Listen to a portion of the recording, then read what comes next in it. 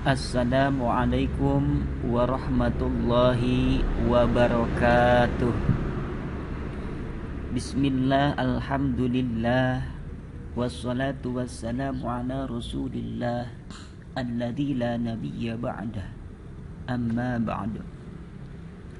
Rabbi shrah li sadri wa yassir li amri wahlul 'uqdatam min lisani yafqahu qawli.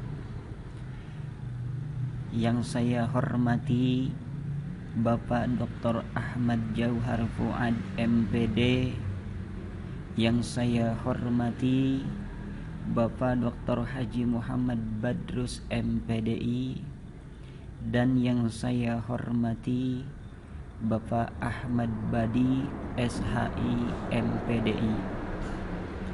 Pada kesempatan ini saya akan mempresentasikan tesis hasil penelitian saya dengan judul Implementasi Metode Al-Miftah lil Ulum dalam membaca kitab Hadis bagi pemula di Pondok Pesantren Sidogiri, Kabupaten Pasuruan.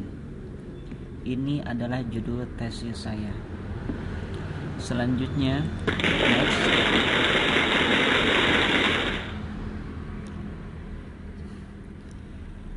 Tesis ini memuat 5 bab. Bab yang pertama adalah pendahuluan. Bab yang kedua adalah kajian teori. Bab yang ketiga metodologi. Bab yang keempat paparan dan analisis data. Dan bab yang kelima penutup.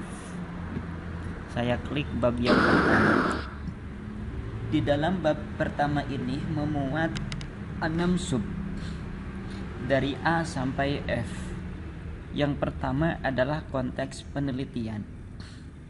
Dari ke-6 sub ini saya tidak akan jelaskan semuanya, dan saya juga paparkan hanya sekilas saja. Untuk konteks penelitian, berawal dari pendidikan di Indonesia. Masyarakat, mayoritas pendidikan di Indonesia itu berakar dari pondok pesantren. Seperti itu. Nah, pondok pesantren yang ada di Indonesia itu memiliki ciri khas. Ciri khasnya apa? Ciri khasnya yaitu mengajarkan kitab kuning.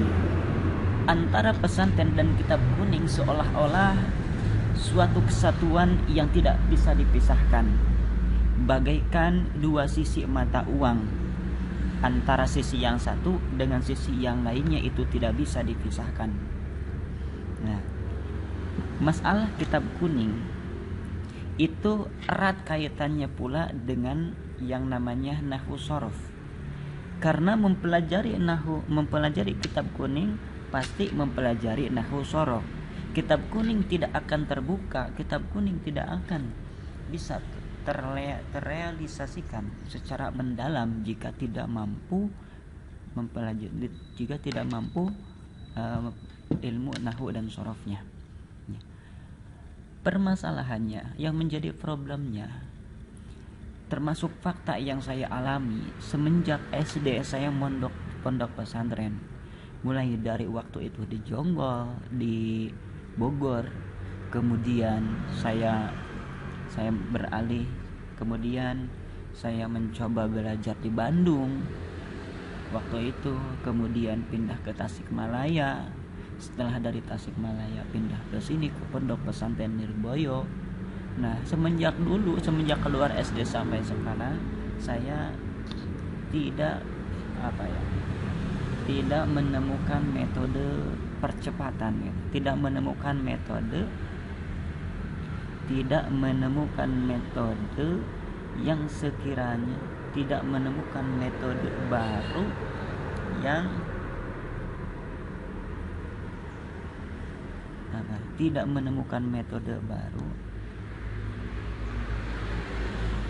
yang mempermudah, tidak menemukan metode baru yang mempermudah dalam mempelajari nahwu dan shorof. Metode yang kekinian yang mempermudah mempelajari nahwu dan shorof. Itu yang pertama. Termasuk di Pondok Lirboyo sekalipun saya tidak menemukannya. Karena metode pembelajaran nahwu sorof yang diadopsi di Pondok Pesantren Lirboyo menurut saya semuanya adalah metode klasikal, seperti metode sorogan, bandongan, musyawarah dan lain sebagainya, itu termasuknya metode klasikal. Nah, yang saya ingin perdalam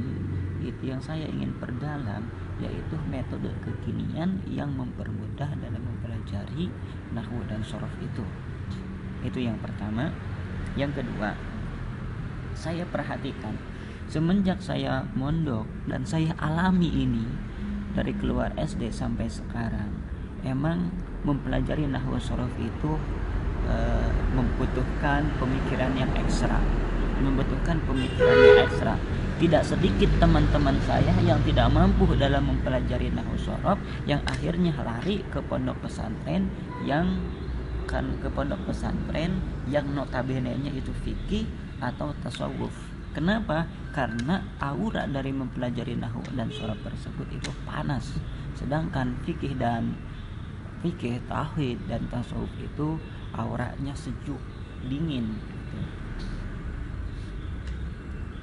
Jadi mereka merasa sulit itu untuk mempelajari nahwu dan sorof ini, sehingga kita membutuhkan suatu metode yang sekiranya metode itu mempermudah dalam mempelajari nahwu dan sorof.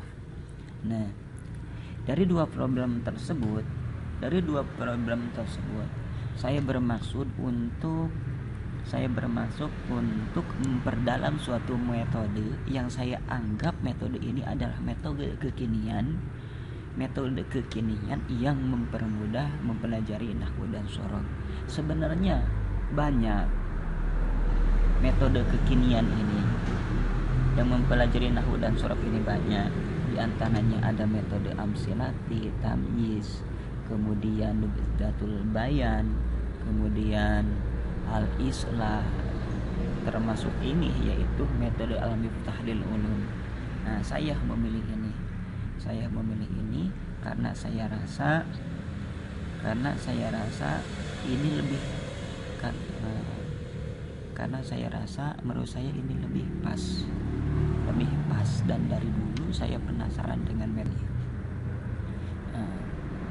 sehingga saya memilih metode ini, ingin memperdalam metode ini mulai dari implementasinya dan implikasi-implikasinya. Konteks penelitian, kita kembali. Sub selanjutnya yaitu fokus penelitian. Di dalam fokus penelitian ini saya mengkhususkan kedua. Yang pertama adalah implementasi metode al-miftah lil ulum, implementasinya, prosedurnya, teknisnya dan lain sebagainya. Yang kedua adalah implikasi metode al-miftah lil ulum. Yang kedua adalah implikasi metode al-miftah lil ulum, baik nantinya implikasi secara langsung maupun secara tidak langsung. Adapun tujuan penelitian ini tidak jauh dari fokus penelitian. Otomatis tujuannya yaitu menjelaskan implementasi metode al-miftah lil ulum, juga menjelaskan implikasi metode al-miftah lil ulum. Selanjutnya sub tujuan tadi sudah, kegunaan penelitian saya rasa ini cukup lumrah. Kemudian sistematika penulisan juga tadi saya sudah dijelaskan di awal, bab 1 tentang ini, 2 sampai 4 tentang itu. Yang terakhir di bab 1 ini saya akan menjelaskan sedikit tentang definisi operasional. Definisi operasional yang saya cantumkan di sini berdasarkan arahan dari pembimbing. Yang pertama adalah metode al-miftah lil ulum. Di dalam judul ada kata metode al-miftah lil ulum, kemudian ada kata membaca kitab Fathul Qarib bagi pemula. Maksud dari metode al-miftah lil ulum ini adalah suatu metode atau materi, atau metode atau modul modul karya Pondok Pesantren Sidogiri yang bertujuan untuk mempermudah mempelajari nahwu dan shorof bagi santri pemula tingkat dasar tentunya. Yang kedua, maksud dari membaca kitab Fathul Qorib bagi pemula ini, maksudnya yaitu membaca kitab Fathul Qorib ini kita perlu digarisbawahi, yaitu maksudnya membaca kitab kuning. Saya mencantumkan kitab Fathul Qorib di judul ini yang pertama karena usul dari Pondok Pesantren Sidogiri juga. Yang kedua, kitab Fathul Qorib ini mewakili kitab kuning. Saya cantumkan satu kitab yaitu kitab Fathul Qorib, tapi esensinya yaitu kitab kuning, seperti itu. Kalau dalam istilah nahwu itu takmilul quyud takmilul quyud, bukan seolah-olah gitulah takmilul quyud bitamsil, tapi ini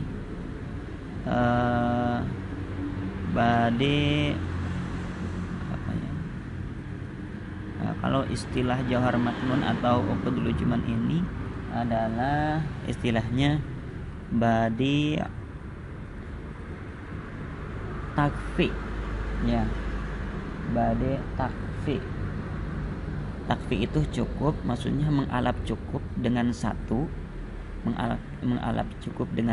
yaitu kitab Fathul Qorib, maksudnya adalah kitab kuning secara keseluruhan. Kalau di istilah nahwu itu banyak, seperti di Alfiyah itu ada babul, ada al-ibtida, padahal di dalamnya itu tidak hanya memuat ibtida, tapi khobar juga dibuat di situ. Kemudian ada bab af'alul muqarrabah, di judul dituliskan af'alul muqarrabah, tapi isi di dalamnya ada af'alul muqarrabah, ada af'alul qulub, af'alur rujhan, af'alur roja, seperti itu. Nah, saya juga seperti itu. Di dalam judul tesis ini mencantumkan Fathul Qorib, tapi yang dimaksud oleh saya bukan hanya kitab Fathul Qorib, tapi yaitu kitab kuning secara keseluruhan. Yang dimaksud bagi pemula, bisa saja pemula di sini adalah seorang pendidik atau seorang peserta didik yang usianya masih dini, atau seorang peserta didik yang usianya sudah agak tua, akan tetapi ia baru memulai mempelajari nahwu dan shorof, seperti itu. Nah, ini definisi operasional. Kita kembali.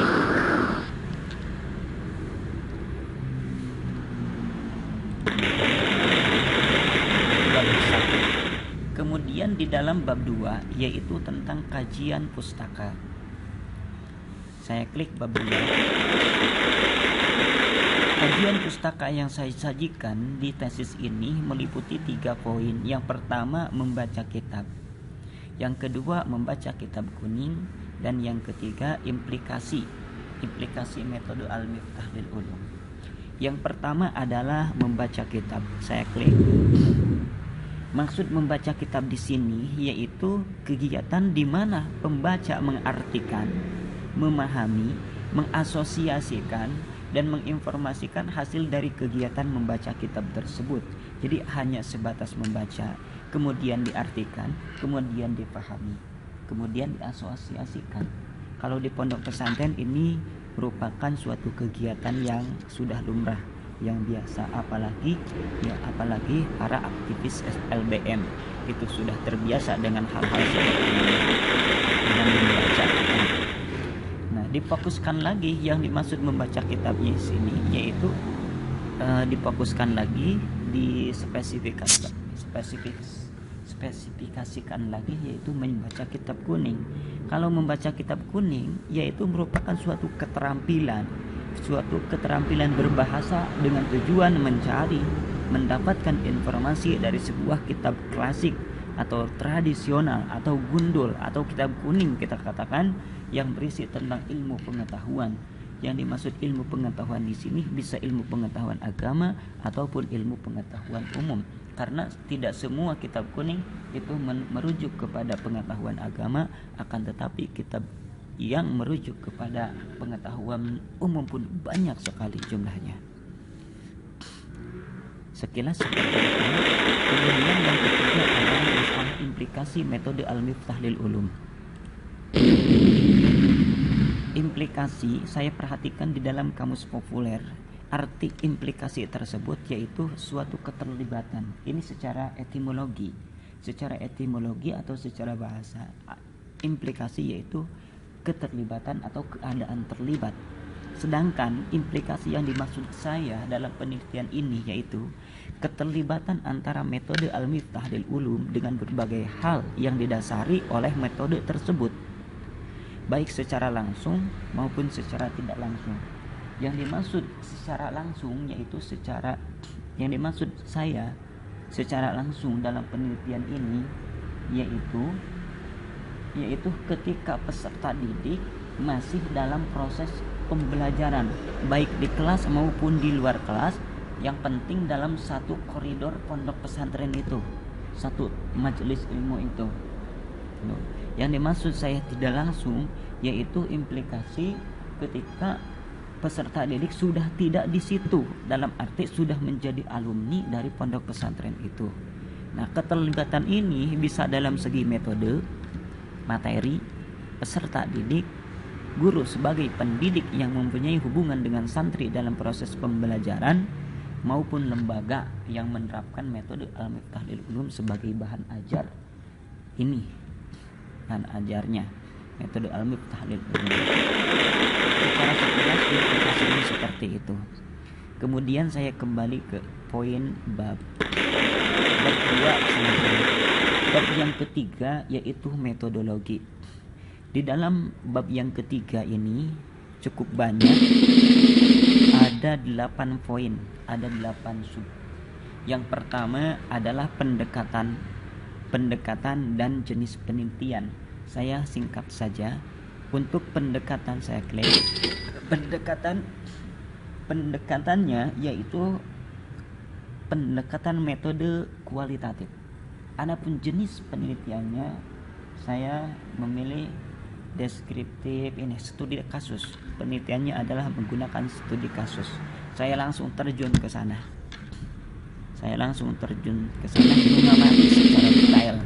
mengamati secara detail. Di mana tempatnya? Tempatnya yaitu di sini, Pondok Pesantren Sidogiri. Pondok Pesantren Sidogiri tepatnya Jalan Desa Sidogiri, Kelurahan Sidogiri, Kecamatan Keraton, Kabupaten Pasuruan, Jawa Timur. Perjalanan saya ke sana cukup jauh, menempuh 5 sampai 6 jam beserta istirahatnya. Nah, foto ini saya sajikan. Ini adalah di perpustakaan Pondok Pesantren Sidogiri. Lumayan dari di sana, walaupun di sana itu basicnya adalah pondok pesantren salafi, akan tetapi fasilitasnya di sana cukup modern. Seperti di sini nih. Saya rasa di Tribakti ini belum ada perpustakaan model seperti ini. Perpustakaan model seperti ini. Perpustakaan di sana cukup komplit. 2 lantai. Kemudian ada perpustakaan di lantai atasnya itu ada khusus untuk anak usia dini. Jadi buku-buku yang disajikan di sana adalah buku yang ada gambar-gambarnya, ada warna-warnanya yang menarik bagi anak-anak kecil seperti itu. Kemudian ada perpustakaan digital juga, dan ada perpustakaan manual seperti buku-buku, kitab-kitab dan kitab-kitab hasil dan kitab-kitab khusus hasil karya Pondok Pesantren Sidogiri. Nah, ini tempatnya. Kemudian kehadiran peneliti, jelas saya hadir ke sana. Saya menindaklanjut. Nah, saya berperan sebagai key instrumen. Saya langsung terjun ke sana. Saya mengamati, saya mendokumentasi, dan saya mengalami proses pembelajaran ini. Selama bulan Ramadan kemarin saya mengikuti prosesnya. karena sebelum Ramadan saya sudah mengajukan penelitian ini ke sana, dan pas bulan Ramadan tanggal 1 saya sudah di sana. Saya mengikuti proses pembelajarannya, baik pembelajaran yang sifatnya pelajar maupun pembelajaran yang sifatnya pengajar. Karena untuk metode Al-Miftah lil Ulum ini terbagi dua. Untuk yang bulan Ramadan di sana itu ada yang belajar sebagai pelajar, ada yang belajar sebagai pengajar. Nah, dua-duanya ketika bulan Ramadan kemarin itu saya alami, saya praktekkan, dan saya belajar semuanya. Sehingga dalam penelitian ini saya berperan sebagai instrumen. Tuh, jelas saya hadir dalam penelitian itu. Kemudian sumber data ini mengacu kepada dua. Yang pertama adalah data primer, yang kedua adalah data sekunder. Data primer ini saya berwawancara waktu itu ke empat orang, yaitu ke koordinator metode ini, metode Al-Miftah lil Ulum. Yang kedua kepada ketua badan yang menaungi metode ini, yaitu namanya Badan Tarbiyah I'dadiyah. Saya wawancara kepada beliau juga kepada bawahan-bawahannya yang aktif baik di dalam pesantren maupun di luar pesantren dalam metode ini. Nah, untuk data sekunder yaitu data pendukung. Data yang saya peroleh dari hasil penelitian ini cukup banyak, akan tetapi saya pilih yang sekiranya dianggap perlu dimasukkan ke tesis ini. Untuk filenya saja saya menerima 3,5 giga. Kemudian buku, diantaranya ini bukunya, saya diberi buku 2. Dari yang pertama dari ketua Badan Tarbiyah I'dadiyah itu, yaitu Gus Rifki. Kemudian yang kedua saya dikasih dari sekretariat Pondok Pesantren Sidogiri. Yang saya bawa cuma satu ini. Semuanya data atau kegiatan atau struktur dan lain sebagainya tentang Pondok Pesantren Sidogiri sudah disajikan di sini. Ini adalah tahun terbaru, tahun ini tahun 2019, periode 1439 dan 1440 Hijriah. Selanjutnya yaitu prosedur pengumpulan data. Seperti biasa, seperti tadi juga sudah dikatakan bahwa 4 tahap yang saya lakukan di situ. Yang pertama observasi, yang kedua wawancara atau interview, baik wawancara secara terstruktur maupun wawancara secara tidak terstruktur saya lakukan di situ. Yang ketiga ada kayak instrumen seperti yang tadi saya sudah katakan, dan yang keempat adalah dokumentasi. Keempat ini saya lakukan di situ. Singkat saja. Selanjutnya teknik analisis data. Teknik analisis data ini saya sajikan 4. Yang pertama adalah teknik cek. Saya sudah jelaskan secara rinci di tesis. Kemudian teknik organizing, interpretasi, dan penarikan kesimpulan. Nah, singkat saja. Selanjutnya yaitu pengecekan keabsahan data.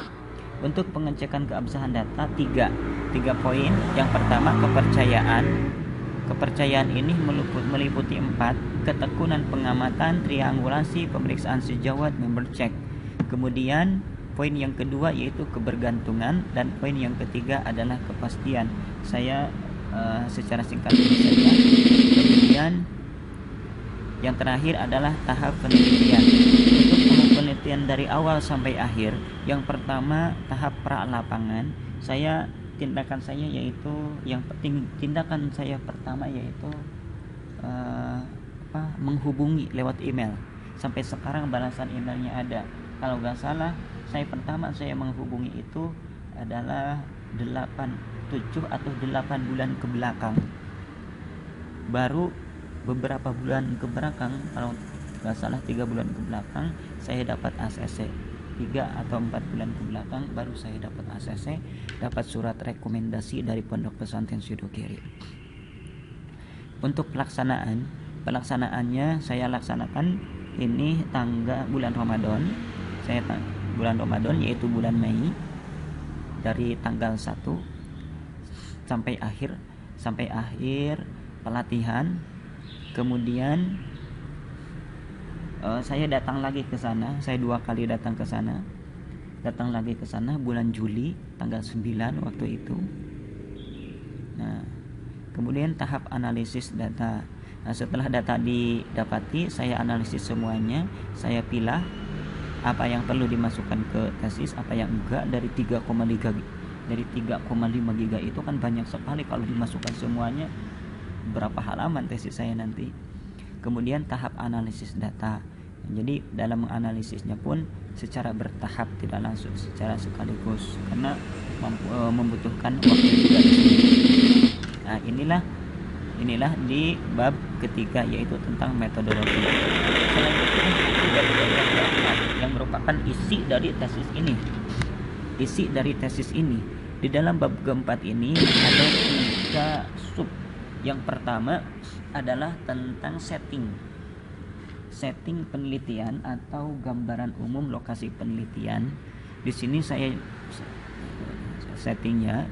Kemudian poin yang kedua adalah paparan data, dan yang ketiga adalah analisis data. Untuk setting penelitian saya klik. Di sini saya sajikan 9 sub. Yang pertama adalah profil. Secara lengkap saya sajikan di situ. Sejarahnya juga, denahnya juga, struktur organisasinya juga. Yang sekarang tentunya struktur organisasi yang sekarang yang lebih upgrade, relevan. Instansi dan lembaga-lembaga yang ada di Pondok Pesantren Sidogiri juga. Kemudian keadaan guru, keadaan santri, kurikulum dan program pendidikan. Yang akan saya perjelas sedikit adalah tentang guru dan santri. Keadaan guru di sana untuk tahun sekarang berdasarkan data yang saya terima dari Tamasya, dari sekretariat Pondok Pesantren Sidogiri seperti ini. Untuk filenya saya masih memegang, yaitu berbentuk PDF, Excel. Yang pertama adalah i'dadiyah. Tingkat i'dadiyah yaitu jumlahnya 147. Kemudian guru di tingkat ibtidaiyah 81, di tingkat sanawiyah 122, di tingkat aliyah 51. Jumlah keseluruhan yaitu 401. Kemudian untuk santri, saya sajikan di sini santri menjadi 3 kategori. Yang pertama saya kategorikan santri aktif per daerah, karena sistem di sana itu hampir seperti sistem di Pondok Pesantren Lirboyo. Ada daerah A, daerah B, daerah C, ada A1, A2, A3 seperti itu kan. Nah, di sini juga sama. Di sini juga di Pondok Pesantren Sidogiri juga sama, yaitu per daerah. Jadi bahasanya daerah. Kalau di Pondok Pesantren Lirboyo itu bahasanya kamar S, kamar R, kamar U misalkan seperti itu. Akan tetapi di Pondok Pesantren Sidogiri bahasanya daerah A, daerah B, daerah L dan lain sebagainya. Nah, berdasarkan santri aktif per daerah, klasifikasinya seperti ini. Daerah A sampai A, B, C, D, E, F, G, H, I, J, K, L, M, N, O, P, V. Kemudian setelah P, Z dan Z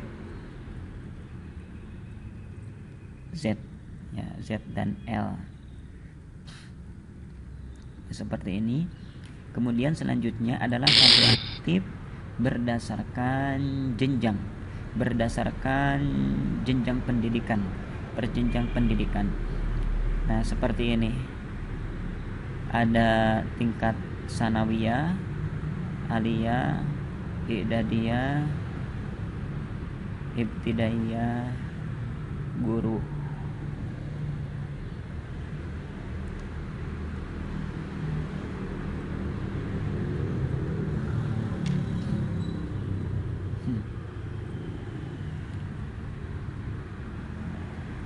Kemudian yang ketiga saya sajikan dalam bentuk santri aktif per konsulat. Santri aktif per konsulat ini berdasarkan rumahnya, maksudnya yaitu delegasi dari mana, rumah aslinya di mana. Nah, di sini klasifikasinya. Santri-santri yang ada di Pondok Pesantren Sidogiri bukan hanya saja dari Jawa, tetapi luar Jawa pun banyak. Bahkan bukan hanya dari Indonesia saja, dari luar negeri pun banyak.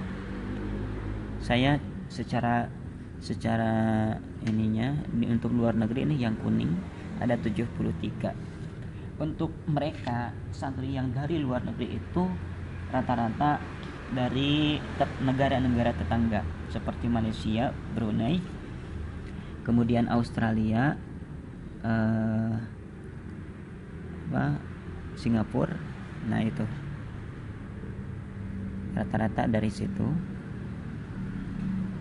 Nah, yang secara jumlahnya yaitu 8.000, saya lupa lagi secara jumlahnya yaitu 8.000 lebih. Ini khusus untuk Santi Putra. Saya meneliti khusus untuk Santi Putra. Seperti itu. Nah, ini adalah di setting lokasi penelitian. Kembali ke bab 4. Nah, inti bab 4 ini yang kedua yaitu paparan data. Untuk paparan data berdasarkan fokus penelitian saya ada 2. Yang pertama adalah implementasi metode al-miftah lil ulum dalam membaca kitab Fathul Qorib bagi pemula. Nah, di sini ada 6. Ada 6 yang saya teliti, 6 poin yang saya teliti dan 6 poin yang saya sajikan di tesis ini mengenai implementasi. Yang pertama, mulai dari latar belakang disusun metode al-miftah. Saya wawancara latar belakangnya seperti apa, kemudian langkah-langkah penyusunannya. Langkah-langkah penyusunan kan setelah ada latar belakang, otomatis ada langkah-langkah, ada teknik-teknik penyusunan metode ini dari awal sampai jadi metode ini seperti apa. Kemudian prosedur penerapannya, teknisnya lebih mengarah kepada implementasinya di sini. Kemudian yang keempat, masalah evaluasinya, evaluasi dari pembelajaran metode al-miftah lil ulum ini. Kemudian target yang dicanangkan dalam pembelajaran metode al-miftah lil ulum itu seperti apa, saya sudah ulas semuanya. Kemudian problem. Tentunya problem di sini yang saya cantumkan adalah problem dalam pembelajaran. Problem dalam pembelajaran dan menerapkan pembelajaran metode al-miftah lil ulum ini. Karena problem beserta solusinya. Karena yang dimaksud problem di sini saya perluas, baik problem dalam penerapan metode al-miftah lil ulum ataupun problem-problem yang menyinggung ke sana walaupun tidak dalam pembelajaran. Seperti juga saya sajikan di situ bahwa ada pro dan kontra dalam penerapan metode al-miftah lil ulum ini, baik dari masyarakat luar ataupun dari alumni sendiri. Ada yang sedikit kontra, akan tetapi kontranya relatif sangat sedikit dan kecil sekali kemungkinannya. Solusinya pun berdasarkan pengamatan observasi dan wawancara saya, solusinya pun itu solusinya pun itu diatasi dengan tuntas, diatasi dengan baik sekali. Targetnya bisa tercapai. Ini adalah tahun ke-7 metode al-miftah lil ulum, tahun ke-7, ulang tahun yang ke-7 metode al-miftah lil ulum. Sejauh ini target-target yang dicanangkan yaitu berjalan dengan mulus. Kemudian problem juga diatasi dengan solusi yang tuntas. Kembali ke ini adalah yang pertama.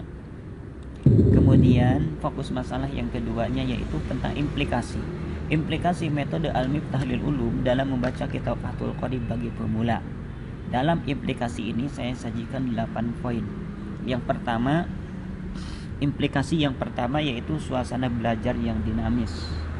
Nah, efek dari metode ini yaitu seperti itu, suasana belajar yang dinamis. Saya rasakan sendiri itu.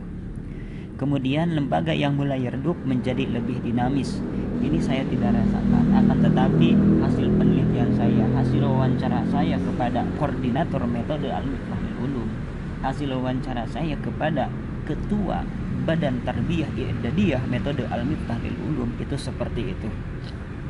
Kemudian menjadi daya pikat peserta didik, ini fakta. Menjadi daya pikat peserta didik, ini fakta.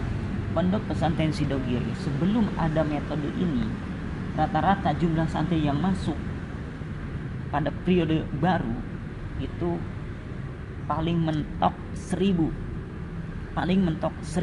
per tahunnya. Akan tetapi setelah hadirnya metode Al-Miftah lil Ulum di Pondok Pesantren Sidogiri itu mencapai untuk tahun ini sampai 2000, tapi tidak sekaligus, otomatis dari 1000 berapa, dan untuk tahun ini mencapai 2000.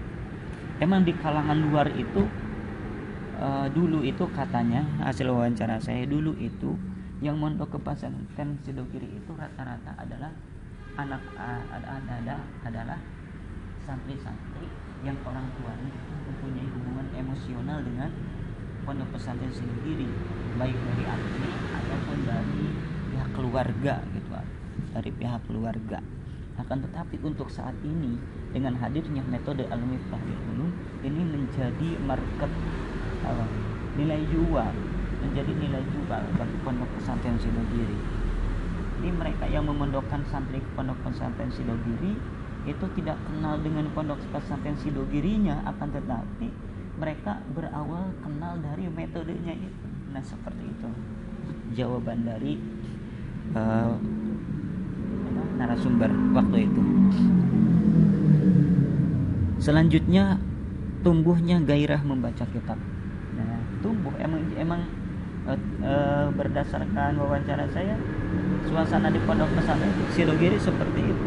Yang dulunya sebelum hadirnya metode Al-Miftah lil Ulum, banyak santri-santri yang cangkrukan itu ngopi, ngobrol ke sana kemari. Akan tetapi setelah hadirnya metode Al-Miftah lil Ulum, banyak halakoh-halakoh kecil yang secara alami dilaksanakan oleh para santri yang di dalam halakoh kecil itu membahas tentang keilmuan, utamanya membahas tentang ini.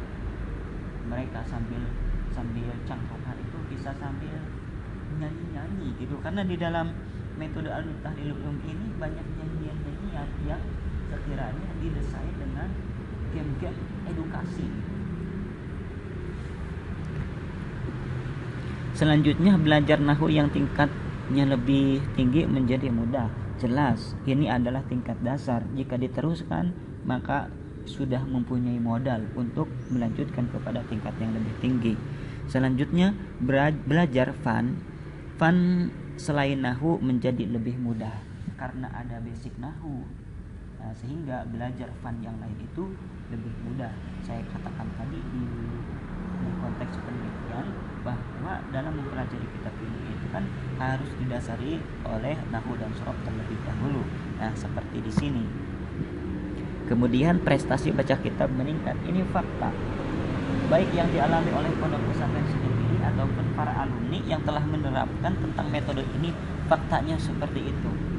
Utamanya di prestasi MGK. MGK itu musabaqah qiraatil kutub, perlombaan membaca kitab.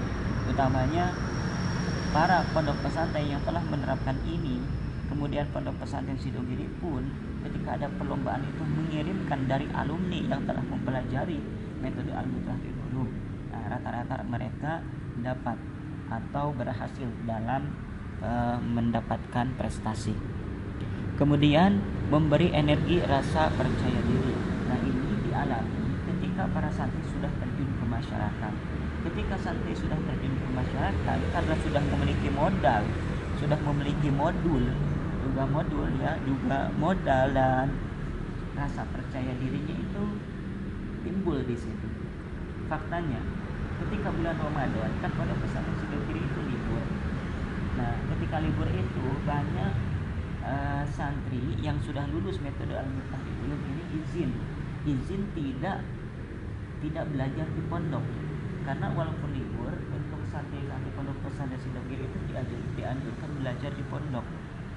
Walaupun libur, pembelajaran tetap berlangsung, akan tetapi berbeda seperti hari-hari biasa. Banyak santri yang izin untuk mengajarkan ini ke masyarakat.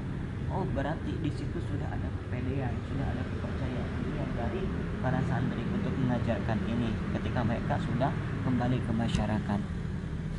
Bahkan ketika ini pun, ketika kalau di pondok pesantren Lirboyo itu safari Ramadan, safari Ramadan, kalau di sana namanya guru tugas. Nah, rata-rata kata narasumber saya, masyarakat yang mendapatkan guru tugas dari pondok pesantren Sidogiri itu maunya diberi para santri yang sudah menguasai ini, sehingga mereka bisa menguasai metode ini, maksudnya sehingga mereka bisa mengajarkan metode itu. Seperti itu intinya. Secara umum, metode Al-Miftah Lil Ulum ini memberikan implikasi yang luar biasa.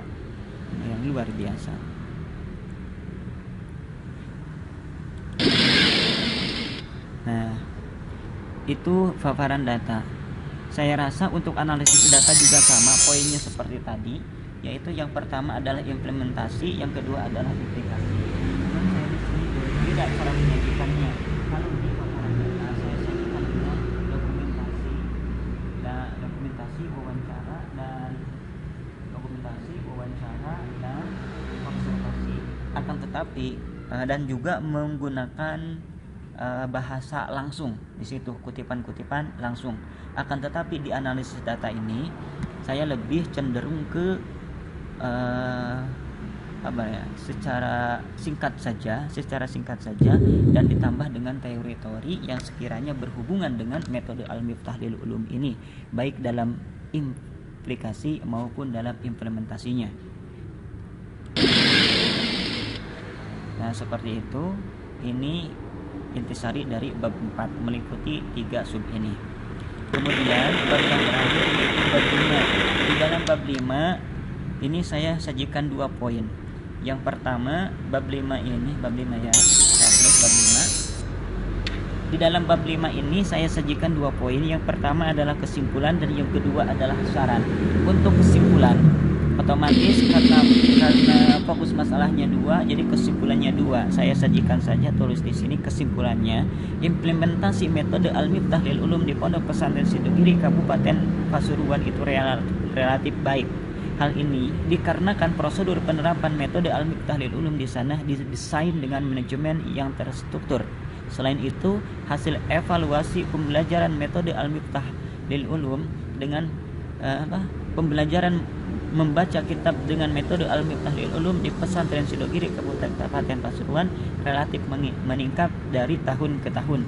Bahkan target-target penerapan metode Al-Miftah Lil Ulum di sana itu dapat tercapai, serta problem-problem yang terjadi dalam penerapan metode Al-Miftah Lil Ulum di sana itu bisa diatasi dengan baik. Ini adalah kesimpulan yang pertama. Kesimpulan yang kedua, masalah implikasi. Implikasi pembelajaran metode Al-Miftah Lil Ulum di sana yaitu dapat menciptakan suasana belajar yang dinamis, lembaga yang mulai redup menjadi lebih dinamis, menjadi daya pikat peserta didik dan tumbuhnya gairah membaca kitab. Di selain itu, dengan modal metode Al-Miftah Lil Ulum, maka belajar nahwu yang tingkatnya lebih tinggi menjadi lebih mudah, bahkan belajar fan atau cabang ilmu selain nahwu pun menjadi lebih mudah pula.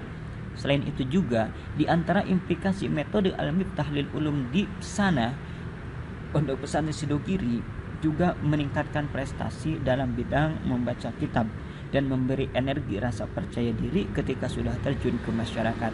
Jadi intinya, metode Al-Miftah Lil Ulum ini benar-benar memberikan implikasi yang baik bagi personal maupun universal. Nah, saya kembalikan ke bab yang keempat tadi. Sekarang tinggal saran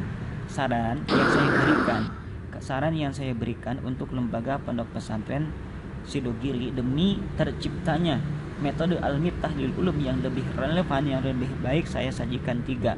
Kebetulan dalam surat rekomendasinya itu ada perjanjian bahwa yang pertama saya harus mengirimkan kopi tesisnya ke sana sebelum tanggal 30 bulan September. Yang kedua, saya harus memberikan saran bagi penelitian saya di sana, khususnya dalam metode Al-Miftah lil Ulum. Nah, saran yang saya berikan untuk sana Pondok Pesantren Sidogiri ada 3. Yang pertama, metode Al-Miftah lil Ulum hendaknya disusun pula dengan sistem menerjemahkannya, sehingga outputnya selain mampu membaca juga mampu menerjemahkan. Saya rasa untuk metode Al-Miftah lil Ulum ini fokus ke dalam bacaan, tidak menghiraukan dan tidak menyinggung tentang masalah terjemah. Itu. Jadi saya harapkan untuk metode Al-Miftah lil Ulum ini, ketika anak belajar metode Al-Miftah lil Ulum, selain belajar membacanya, juga di situ ada metode yang diterapkan bisa menerjemahkannya. Yang kedua, setiap materi Al-Miftah lil Ulum alangkah lebih baiknya jika dilengkapi dengan mencantumkan sumber pengambilan materi atau catatan kaki atau footnote agar lebih relevan. Saya amati, saya punya 5 jilid. Saya tidak dibawa ke sini. 5 jilid. Itu bukunya 5 jilid. Ini semuanya tidak memiliki catatan kaki. Nah, walaupun ini tingkat dasar, saya memberikan masukan ini. Saya memberikan saran seperti ini, memberikan catatan kaki supaya lebih relevan lagi. Kemudian saran yang ketiga, dalam mempublikasikan metode Al-Miftah lil Ulum, selain dilaksanakan secara manual, hendaklah dilaksanakan secara digital. Zaman sekarang adalah zaman era digital. Jadi saya harapkan untuk mempublikasikannya itu menggunakan aplikasi-aplikasi yang sekiranya bisa belajar jarak jauh, seperti menggunakan Webex. Untuk Webex insya Allah saya bisa menerapkannya, karena untuk 1 bulan penuh ini saya latihan tentang Webex itu, belajar jarak jauh. Kemudian atau webinar, bisa juga dengan cara webinar. Jadi yang saya perhatikan saat ini dalam pempublikasian metode Al-Miftah Ulum di sana di Pondok Pesantren Sidogiri itu masih manual. Pas saya wawancara ke narasumber, kenapa dilaksanakan hanya manual saja, dan jawabannya ini masih dalam persiapan karena SDM-nya belum cukup, seperti itu. Jadi itu 3 poin yang saya ajukan, yang menjadi masukan saya ke Pondok Pesantren Sidogiri, khususnya di metode Al-Miftah lil Ulum. Terakhir, demikian dari bab 1 sampai bab 5 telah saya paparkan. Saya ucapkan terima kasih.